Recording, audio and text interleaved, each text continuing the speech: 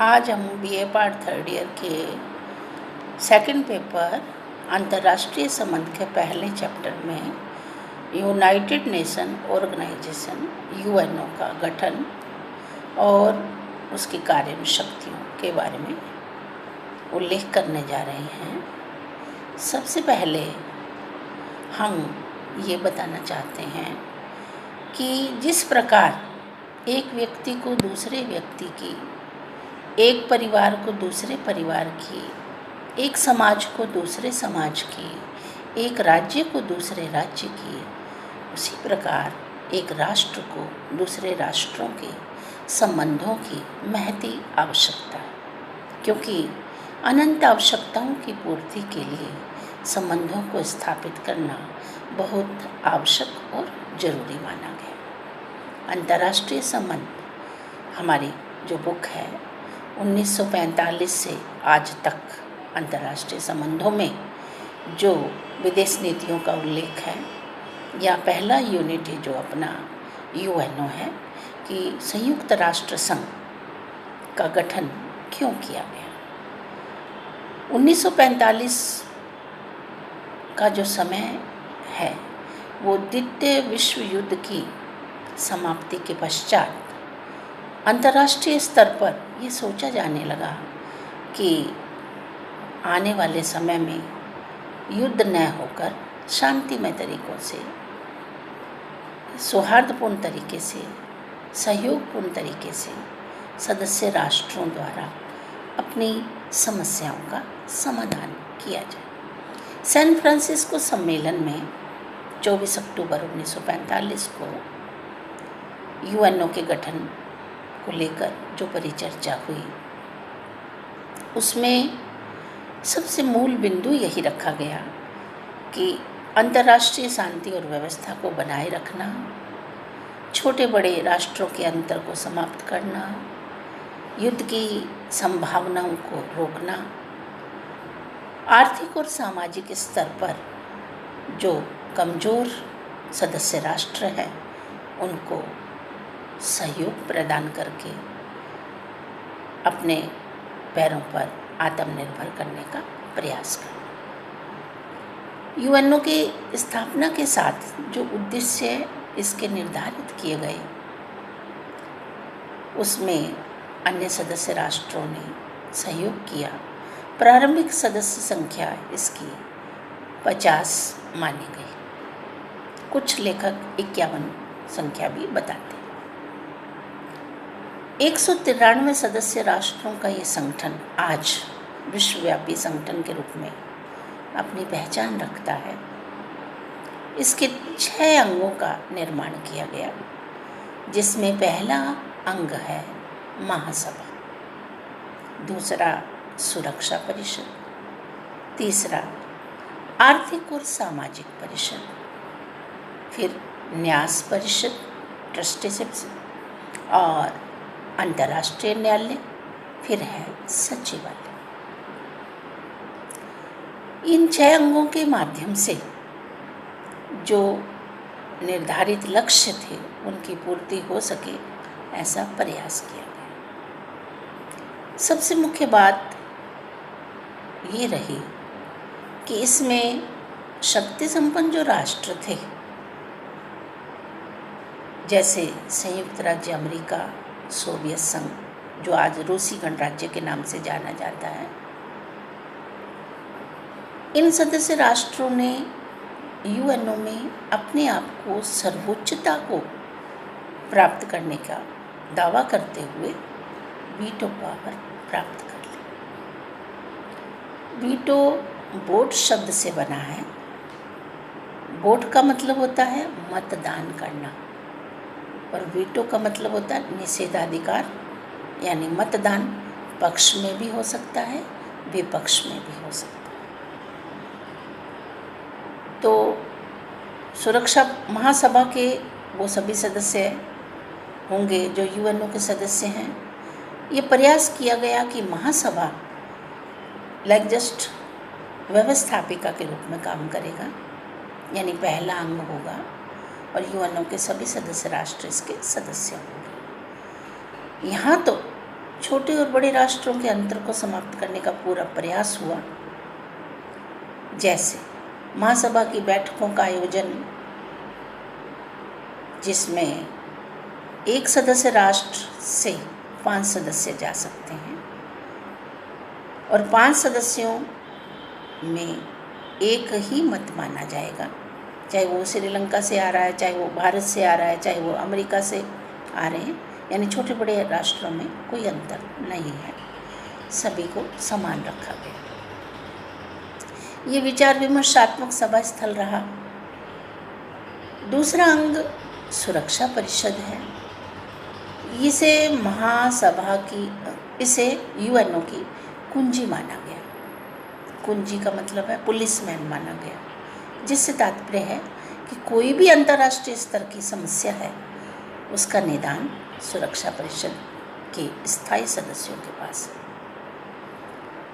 स्थायी 5 सदस्य राष्ट्र बने जिनके पास वीटो पावर है, जो संयुक्त राज्य अमेरिका, सोवियत संघ, रूसी गणराज्य, चाइना, ब्रिटेन और फ्रांस।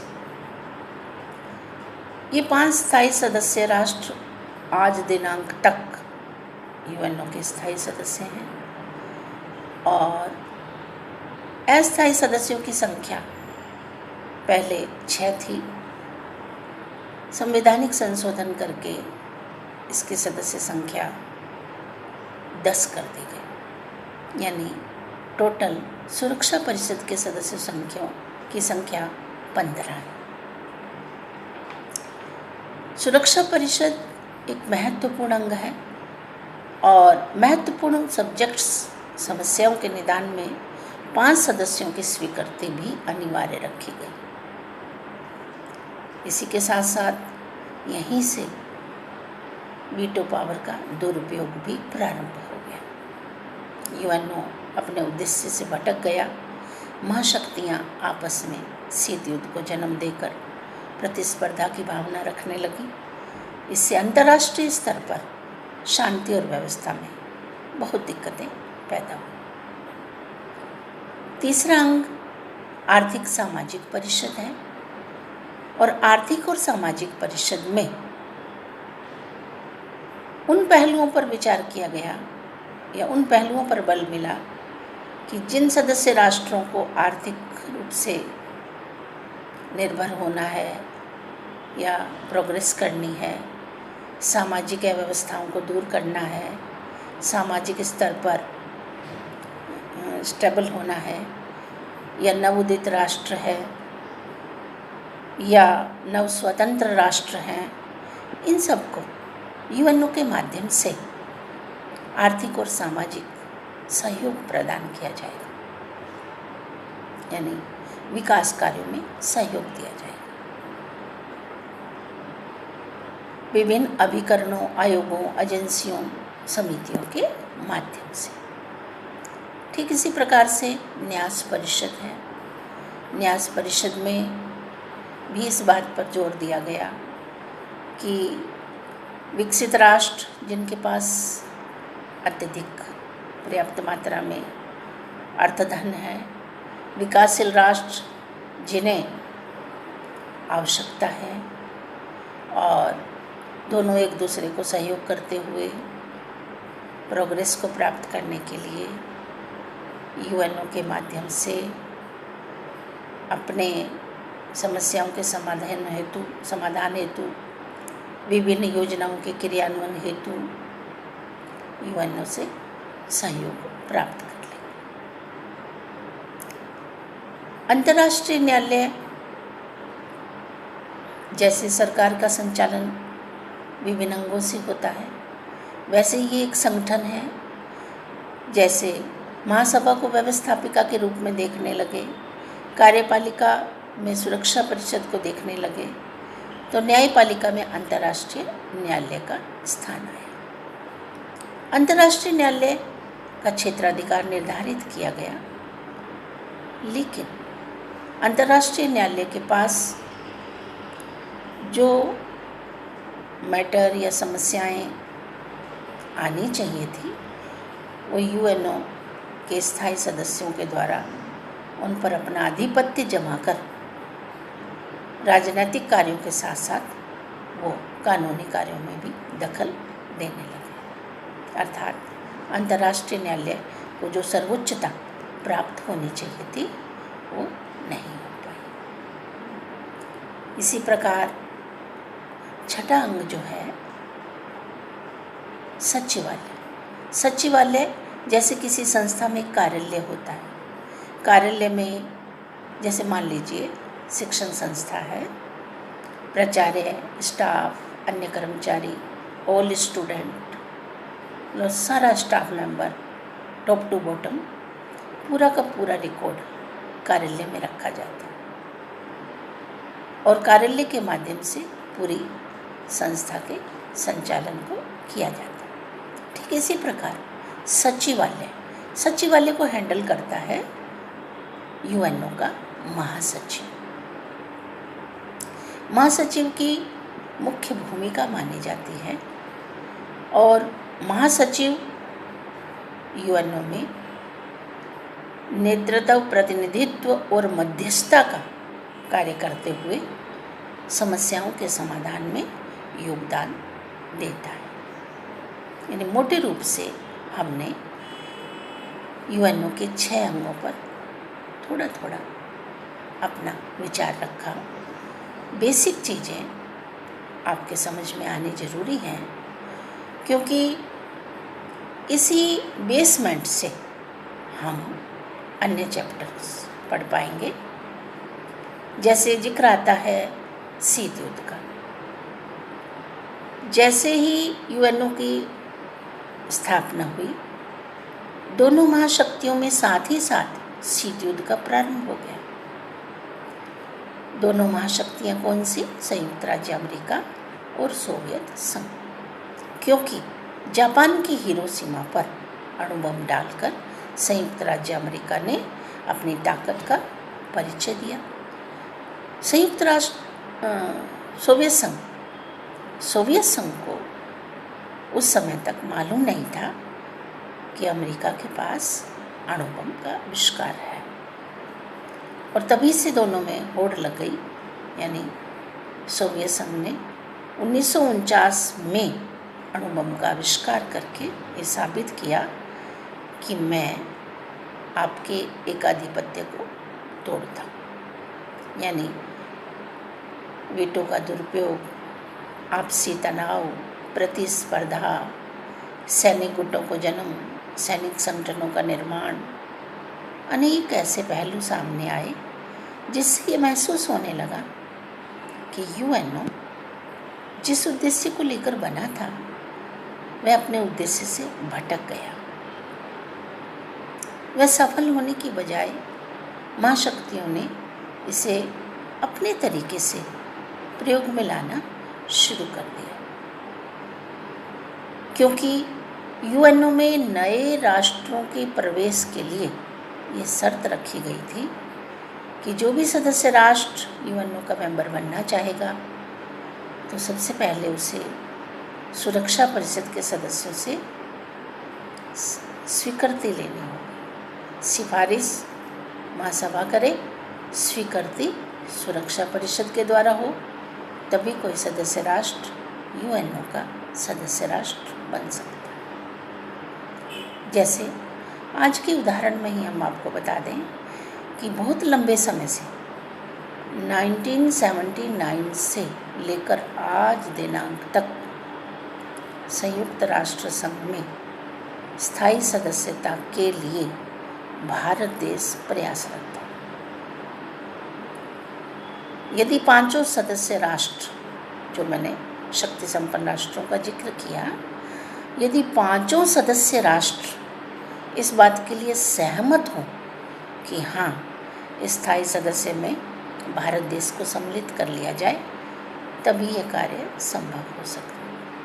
यदि मान लीजिए भारत को स्थायी सदस्यता मिल जाती है तो भारत देश भी, क्योंकि भारत देश विकासशील देशों में अग्रणीय भूमिका पर है, एशियाई देशों में बिग ब्रदर के रूप में, आज़ादी के समय के भारत देश में और आज के भारत देश की स्थिति में बहुत फर्क। तो एक निर्णायक की भूमिका में भारत देश आ सकता है यदि उसे स्थायी सदस्यता मिल जाती। इस तरह से यूएनओ का गठन और उसकी कार्यप्रणाली का निर्धारण हुआ, उसका चार्टर बना, उसके सिद्धांत बने, उसके कार्यक्रम बने। बहुत अंतर्राष्ट्रीय स्तर पर इसका महत्व भी बना, लेकिन शीत युद्ध की राजनीति ने अंतर्राष्ट्रीय राजनीति को बहुत प्रभावित किया, क्योंकि द्विध्रुवीयकरण, दोनों शक्ति संपन्न राष्ट्र ये चाहने लगे कि सदस्य राष्ट्र जो दुनिया के नवोदित हैं, नव स्वतंत्र हैं, या विकासशील राष्ट्र हैं, या क्षेत्रीय संगठन जो बिलोंग करते हैं, वो यूएनओ की बजाय हमारे पॉलिसी पैरामीटर में निष्ठा रखते हुए हमारे संरक्षण में विकास के कार्यों को संपन्न करें। यही कारण है कि आगे चलकर उत्तर दक्षिण संवाद यानी विकसित और विकासशील राष्ट्रों का संवाद शुरू हुआ, तो दक्षिण दक्षिण संवाद विकासशील राष्ट्रों का विकासशील राष्ट्रों के साथ संवाद शुरू हुआ। दक्षिणी एशियाई सहयोग संगठन यानी क्षेत्रीय संगठनों का निर्माण हुआ, विकसित देशों का ग्रुप बना, विकासशील देशों का ग्रुप बना, बहुत सारे परिवर्तन भी देखने को मिले। तो आज हमने केवल पहले चैप्टर की वो थीम आपके सामने रखी है कि हम इस चैप्टर में क्वेश्चन वाइज क्या पढ़ने जा रहे हैं। अलग अलग क्वेश्चन होंगे। महासभा गठनम कार्यम शक्तियाँ, सुरक्षा परिषद गठन कार्यम शक्तियाँ, वीटो पावर से आप क्या समझते हैं, दोहरा निषेधाधिकार क्या है, वीटो पावर के पक्ष में विपक्ष में तर्क एवं अन्य सभी क्वेश्चन जो 6 अंग हैं, 6 अंग पर क्वेश्चन हैं, और इसके अलावा अन्य सभी प्रश्नों का उत्तर आपको दिया जाएगा और आपकी जो भी जिज्ञासा होगी उसके अकॉर्डिंग अपन आगे क्वेश्चनों को सॉल्व करेंगे।